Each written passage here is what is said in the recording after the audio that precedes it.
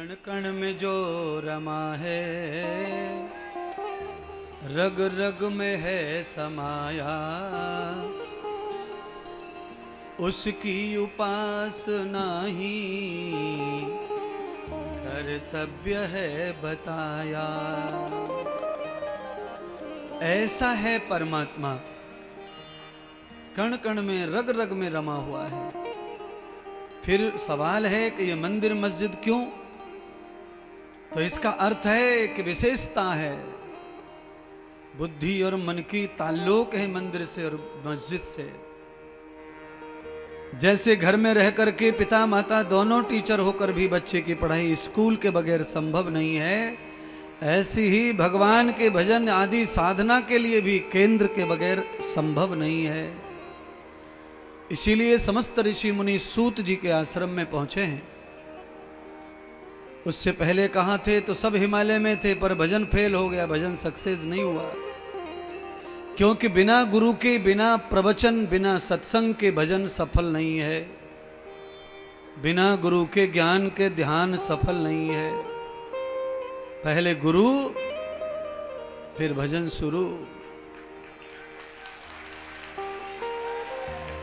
बिना गुरु ज्ञान के, बिना फिलॉसफी, बिना सिद्धांत के कुछ भी रटते रहो।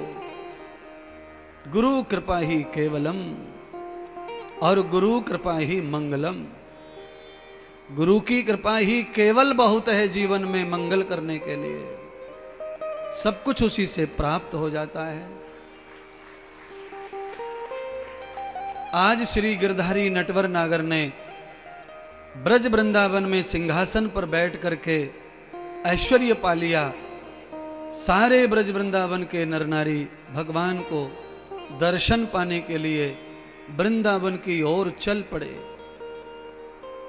कोई गांव, कोई शहर नहीं रहा जहां दर्शन के लिए नर नारी न दौड़ पड़ रहे हो महाराज। जंगल में मंगल परमात्मा ने कर दिया अपनी लीलाओं से। एक ही शख्सियत है बाल कृष्ण, जिनकी वजह से पूरे उस वृंदावन में लाखों लोगों की भीड़ लगी पड़ी है। लोग मरे जा रहे हैं भूखे प्यासे दर्शन के लिए, बस दर्शन प्राप्त हो जाए कन्हैया जी का। किसी किसी शरीर में घना ऐश्वर्य होता है। आज उन्हीं का विग्रह रूप भागवत आई है वीआईपी टेंट में। तो देखो आप भी कैसे चले आ रहे हैं दौड़े दौड़े इस कथा के लिए, क्योंकि कथा में ऐश्वर्य समाया हुआ है। भागवत का पहला अक्षर ही भ है और भ शब्द का धातु है भक्त। भग धातु से भक्ति बनती है, भग धातु से भैर बनता है और भग धातु से ही भाव बनता है। भग धातु ऐश्वर्य धातु है, जिसको पाने से ऐश्वर्य की प्राप्ति हो जाती है। संपूर्ण संपदा, संपूर्ण सुख, सम्मान सब मिल जाते हैं। इसलिए जीवन में कुछ हो न हो पर भक्ति जरूर होनी चाहिए। भक्ति का परिणाम है कि एक बार भक्ति सफल होती है तो लक्ष्मी का दान सबसे पहले होता है।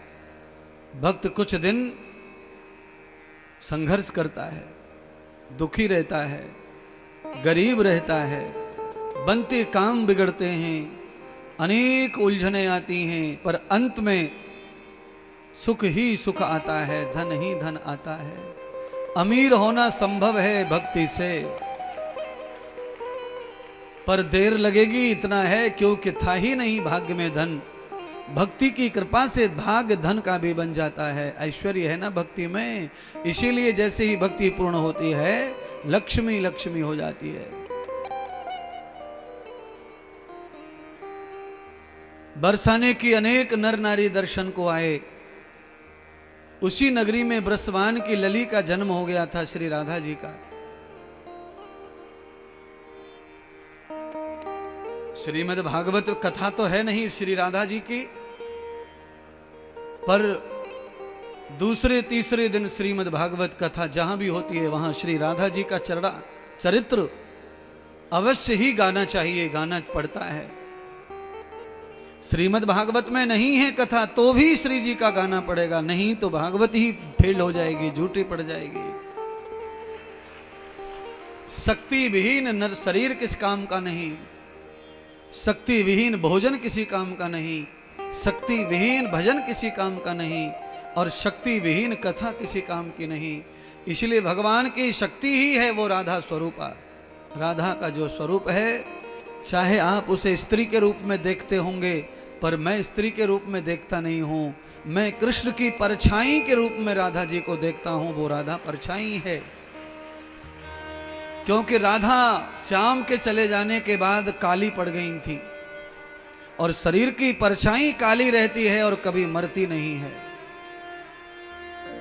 तो भगवान जब लीला करते अपनी शक्ति के लिए, तो अपने ही स्वरूप में राधा को प्रकट कर लेते। अभी कोई अचंभा नहीं है राधा प्रकट करना शरीर से।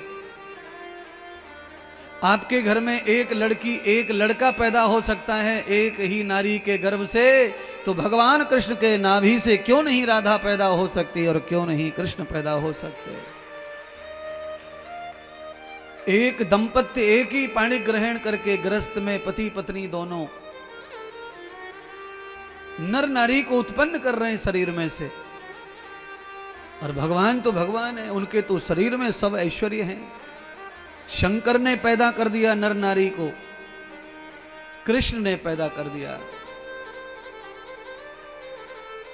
आज श्री राधा भी पधारी ब्रज में वृंदावन में, और दर्शन के लिए चारों ओर लालायित रहने लगी, लालच करने लगी। कभी इसको पूछती कभी उसको पूछती, कभी यहां कभी वहां, सारे ब्रज को ठटोर दिया, घूंड मारा, पर कहीं उनके श्याम नहीं मिलते। तब श्री जी ने पूछा वृंदावन की कुछ सखियों से, अरे तुमने श्याम को देखा है? सखियां कहने लगी, अरे वृषभान नंदिनी, हम नहीं जानते कौन श्याम है, कहाँ का श्याम है। हाँ, नंद के लाला इस समय आए हैं मधुवन में, और वो इस समय हमारे वृंदावन के ठाकुर बनकर के सभी जनता उन्हें पूज रही है, और सब उनका ही दर्शन करने आ रहे हैं, कहीं वही तो तुम्हारे श्याम नहीं है। तो राधा कहने लगी, ना ना ना ना, किसी और के पूजने वाला मेरा श्याम नहीं है, वो तो सिर्फ मेरा है। सबका जो है वो मेरा नहीं है, मेरा तो सिर्फ मेरा है। मैं कृष्ण को नहीं जानती, गोविंद को, नटवर को नहीं जानती, मेरा तो श्याम है। देखो, शरीर वही है, व्यक्ति वही है, भगवान वही है, पर राधा कह रही हैं कि मैंने तो श्याम रूप से ही प्रेम किया है, मैं उसके अलावा कृष्ण वृष्ण किसी को नहीं जानती हूँ। वो किसी और के होंगे कृष्ण, मेरी किसी से कोई लड़ाई नहीं है। पर राधा सखियों को पूछते पाछते मधुवन पहुंची, और मधुवन में जाकर देखा कि भगवान श्याम सुंदर यमुना जी के जल में नेत्र डालकर बैठे हैं, पैर लटका करके, घुटन घुटनों पानी है, मानो श्री राधा को ध्यान कर रहे हैं, शक्ति को ध्यान कर रहे हैं, यमुना पटरानी को ध्यान कर रहे हैं। भगवान के नेत्र पानी को देख रहे थे, तो राधा पीछे से आई, तो श्री जी की परछाई यमुना जी में दिखाई दी। वहां पर दिखाई नहीं दी, यमुना ही राधा स्वरूपा है और राधा ही यमुना स्वरूपा है, उनमें भी कोई भेद नहीं है।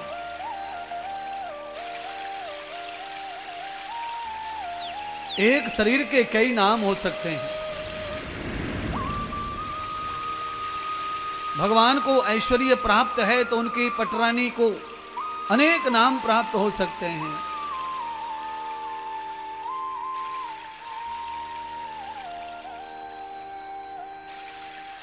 श्री राधा और श्याम का मिलन हुआ।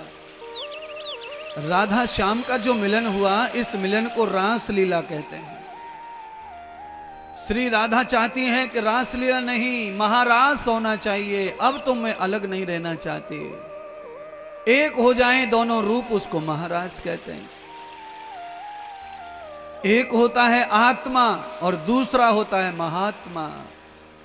जो महात्मा हो गया वो एक रस हो जाता है, फिर उसके जीवन में क्या बुराई हो रही है, क्या बदनामी हो रही है, क्या प्रशंसा हो रही है, वो अपने काम करता है, क्योंकि ये सारी चीजें संसारी हैं, बाहरी हैं, मतलबी लोगों की हैं, स्वार्थी लोगों की हैं, कम बुद्धि वालों की हैं। महात्मा तो वही है, महारास का श्याम महात्मा राधा है और महात्मा शिव है गोपी के रूप में। जब रूप एक हो जाता है तो पाप का भेद खत्म हो जाता है। आदमी कब तक पाप में पड़ता है? जब तक उसके मन में नर नारी का भेद होता है। अरे वो महात्मा तो अकेली उस लेडीज से बतरा रहे थे, वो महात्मा तो उनके पास तो एक लेडीज बैठी थी, वो महात्मा तो लेडीज से मिलते हैं। ये क्या है? ये पाप बुद्धि है। और बुद्धि जब ब्रह्म हो जाएगी राधा की, कृष्ण की, तो फिर वो भेद खत्म हो जाता है। न तो नारी का भेद है, न नर का भेद है। अगर नारी का प्रभाव होता है तो इतनी सारी नारियां रोज मिलती हैं, प्यार देने वाली, प्यार लेने वाली। पर वो भेद रहेगा, महात्मा के ऊपर इसका कोई असर नहीं पड़ता है। कौन चला गया, कौन रह गया, कौन टूट गया, कौन जुड़ गया। रोज लोग जुड़ते हैं हजारों, दो चार टूटते। अब दो चार की क्या गिनती? हजार जुड़ रहे हैं तो दो चार की कोई गिनती नहीं है। इसीलिए सच्चाई छुप नहीं सकती कभी झूठे हसूलों से, और खुशबू आ नहीं सकती कभी कागज के फूलों से। आज भगवान शिवजी ने देखा कि मेरे प्रभु क्या लीला कर रहे हैं, तो महादेव से और पार्वती का संवाद हुआ। तो महादेव ने कहा, पार्वती देखो देखो क्या हो रहा है ब्रज में, जरा देखो तो सही झांक कर कैलाश से। तो श्री जननी पार्वती ने देखा तो भगवान श्री श्याम सुंदर राधा का भेष बना करके लीला कर रहे थे श्री राधा के लिए। सारे ग्वाल वाल देख रहे थे, बांके का रूप, अनुरा रूप, निर्मोल रूप। उस रूप को देखकर सब पगला गए थे महाराज। समझ में नहीं आ रहा था कि ये कृष्ण कौन है और राधा कौन है। अच्छा बोलिए, राधा और कृष्ण कब तक पहचान में आते हैं? जब तक दिन हो, सूरज हो, प्रकाश हो। है यहां काली औरत बैठी है और बगल में गोरी औरत बैठी है, दोनों एक जगह बैठी हैं, और अचानक लाइट बंद कर दो कमरे में, बोलो बेसन पीला होता है, हम जो कड़ी खाते हैं वो कलर पीला हो जाता है। और पनीर की सब्जी अगर पालक में बनाओ तो हरी हरी सी दिखती है, खीर बनाओ तो सफेद दिखती है, रसगुल्ला गुलाबी दिखता है, छेना सफेद दिखता है। ये सब थाली में अलग अलग रंग परोसे हों और रात के 10 बजे हों और अचानक खाते समय बिजली चली जाए तो हरा पीला सफेद सब काला दिखाई देने लगता है, क्योंकि सबका रूप वही है, पर बिजली जाने के कारण रूप का जो निखार था वो समाप्त हो गया, क्योंकि अंधकार ज्यादा होने से सफेदी कम हो जाती है। ऐसे ही जब भक्ति ज्यादा होती है तो नर नारी का भेद समाप्त हो जाता है, छोटे बड़े का भेद समाप्त हो जाता है, एक रूप हो जाता है सबका।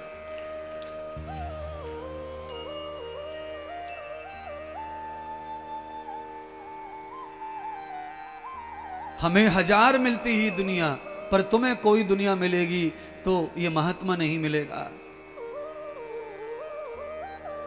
ये अकेला दुनिया में अकेला ही है महात्मा, क्योंकि जगत में सब अकेले ही होते हैं, दो नहीं है।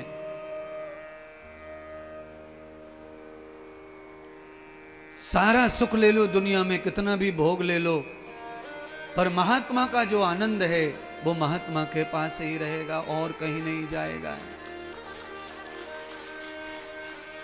सतगुरु भगवान सुखदेव के पास जो आनंद है वह परीक्षित को धन में, दौलत में, कुबेर के खजाने में, राजा महाराजाओं में, मित्रों में, परिवार में किसी में दिखाई नहीं दे रहा है, केवल सुखदेव जी में सर्वत्र दिखाई दे रहा है सब कुछ।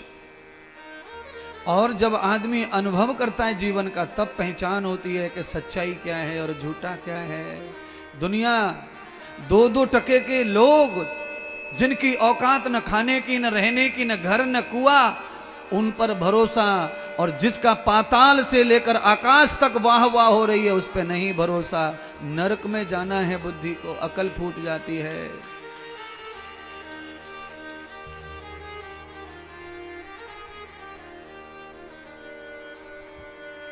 आज भगवान शंकर कह रहे पार्वती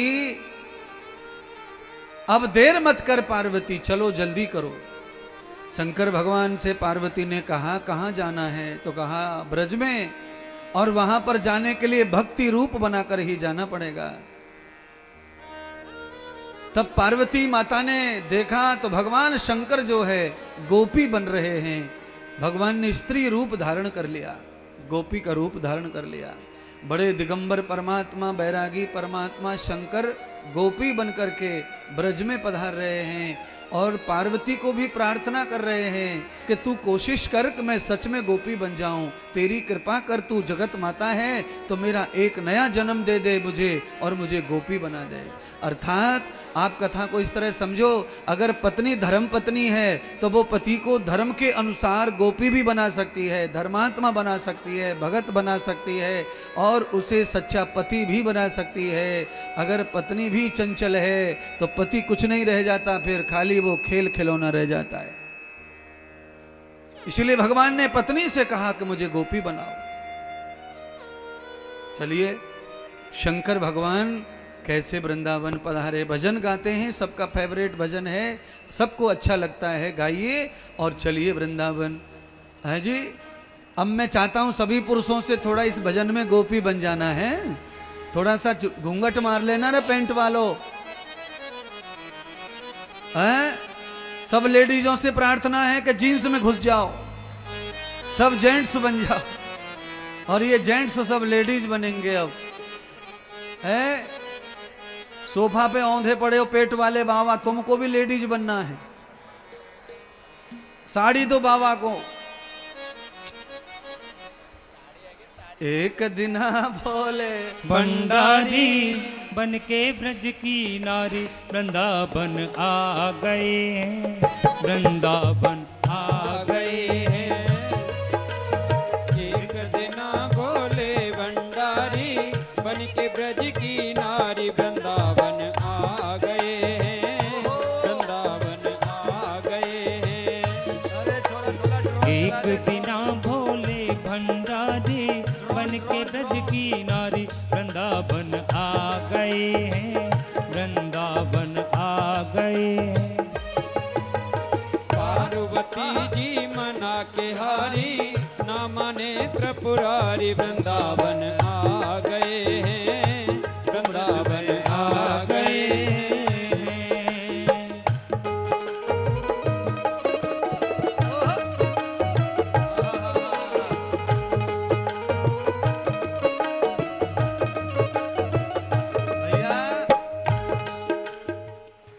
कैमरे में दिख नहीं रही चुनरियां, चुनरी चुनरी दिखने को होना। देखो चाहे मैं कुछ भी करवा रहा हूं, पर मैं कोशिश कर रहा हूं कि किसी भी हाल में प्रभु का दर्शन हो जाए, क्षणिक हो जाए।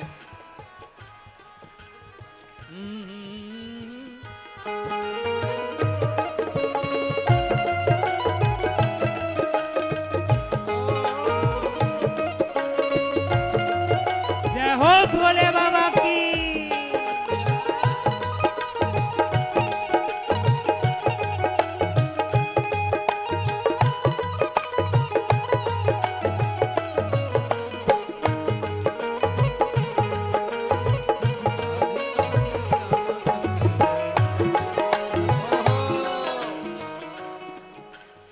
तो कैमरे की शौकीनों, कम से कम साड़ी का पल्लू तो खोल के डाल लो खोपड़ी पे, बालन पे। महाराज में खुले बालों से ना जाते, वहां बाल टूट के गिर जाएगा, पवित्र हो जाएगा महाराज।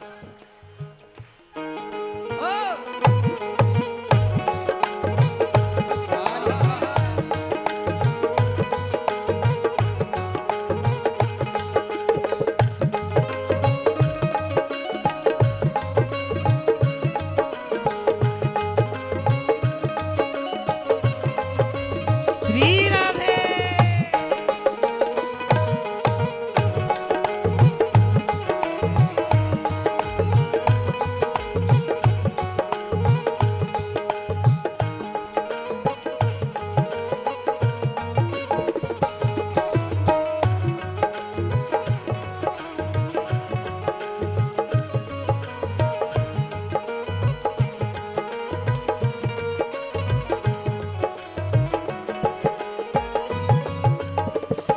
पार्वती से बोले मैं भी चलूंगा तेरे संग में, तेरे संग में।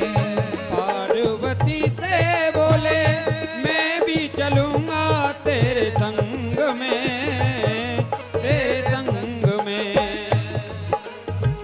राधा संग श्याम नाचे मैं भी नचूंगा तेरे संग में, तेरे संग में। राधा संग श्याम नाचे मैं भी नचूंगा तेरे संग में, तेरे संग में। रास रचेगा ब्रज में भारी, हमें दिखाओ प्यारे। वृंदावन आ गए हैं, वृंदावन आ गए हैं। एक दिना बोले भंडारी बन के ब्रज की नारी, वृंदावन आ गए हैं, रास में आ गए हैं। कितना भोले भंडारी बन के ब्रज की नारी, वृंदावन आ गए हैं, रास में आ गए।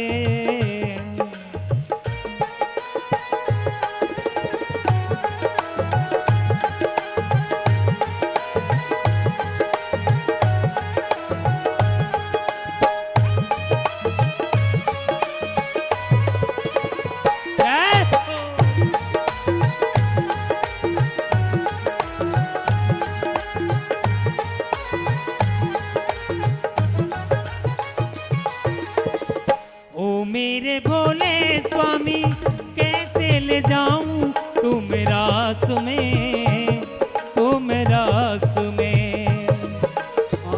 ए मेरे भोले स्वामी कैसे ले जाऊं तुम रास में, तुम रास में। मोहन के सिवा कोई पुरुष न जाए महारास में, वहाँ रास में। मोहन के सिवा दूजा पुरुष न जाए कोई रास में, कोई रास में। हंसी करेगी ब्रज की नारी, मानो बात हमारी। वृंदावन आ गए हैं, वृंदावन आ गए हैं। एक दिना बोले भंडारी बन के ब्रज की नारी, वृंदावन आ गए हैं, वृंदावन आ गए।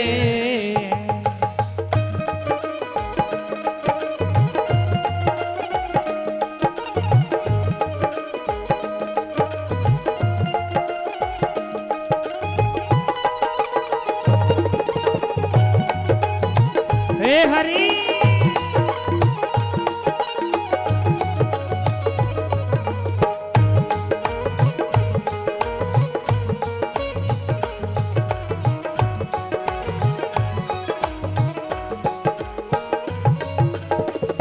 ऐसा बना दो मुझको कोई न जाने इस राज को, इस राज को।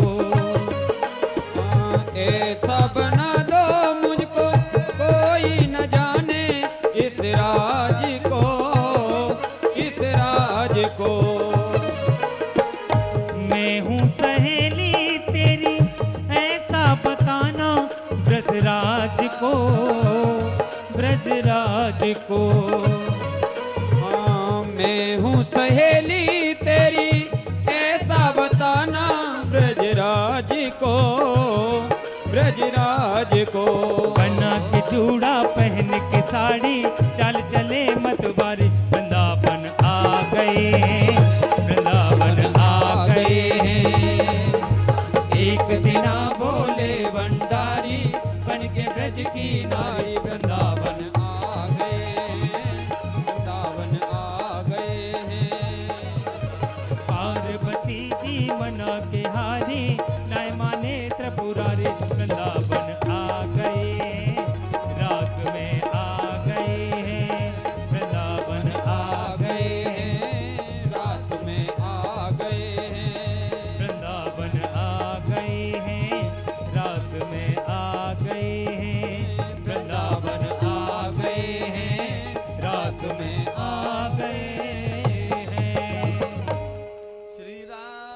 बिहारी लाल की जय हो।